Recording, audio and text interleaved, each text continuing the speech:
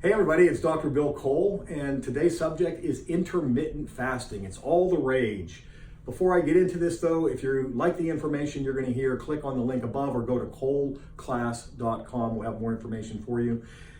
Intermittent fasting, right? It is all the rage. We see it in magazines, it's all over online. It's one of the most researched things when you Google. Why? Why is intermittent fasting such a big deal? Well, first of all, I can tell you from experience with thousands of patients that I put through intermittent fasting regimens, it is the real deal. It works. There are profound benefits with intermittent fasting. And I probably need to define that for those of you that don't know what I'm talking about. By intermittent fasting, we're talking about eating your food in a window of time each day. Preferably, for the benefits that I've seen that are best, we want to go at least 16 hours where you are eating no food, just drinking water, and then 8 hours that you would condense all of your eating into that window. Maybe it's going to be something from 12 o'clock noon till 8 o'clock in the evening. Personally, I like that window to be tighter though. I've seen much greater benefits whenever we squeeze that window down to 6 hours, preferably even 4 hours, and then even 1 or 2 days a week for people that are struggling, get to the point that you can go for 24 hours or 23 to 24 hours since your last meal. So you basically would fast for an entire day with nothing but water.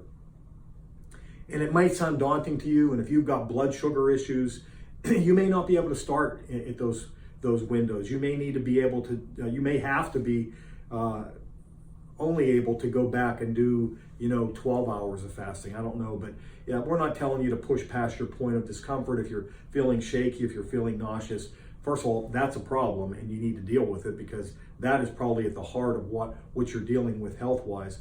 You've got, and I won't get into that right here, but you've got to be able to spread that out. That's a healthy metabolism. That's in a healthy individual. If you're not that person, that's an indication of just how sick you are. So start working on that. Start trying to spread that out.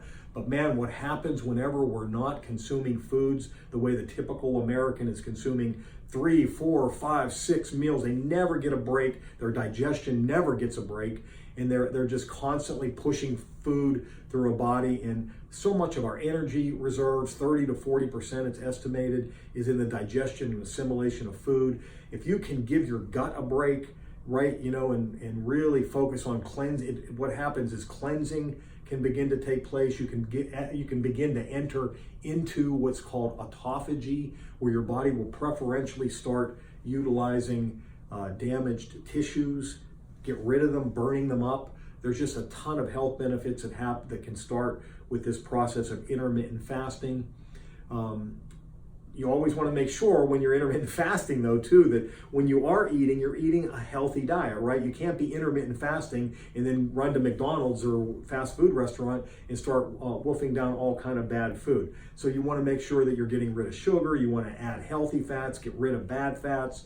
You want, lots of vegetables in your diet. I would say, moderate amount of fruits. I concentrate on berries and apples, things like that for people with health problems, because unfortunately, even fruit, healthy fruit that God gave us, if you have a sugar sensitivity because it's higher in sugar, it can cause problems in certain people. So go easy on the fruit, especially if you're trying to recover from certain issues. Definitely get rid of the breads, the biscuits, the bagels, the pastas, the rices, things like that for a period of time, because they too will break down into sugar in the body. And if you're sugar sensitive, it's going to keep you a carb addict.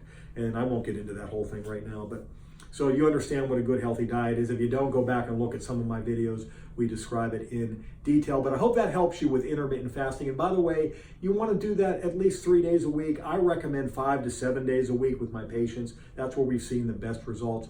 Give that a try, guys. I think you'll see when you abstain from food, it'll start to make a difference in your life, in your health. So if you like this information, you want more, go click on the link above or go to coleclass.com. God bless you.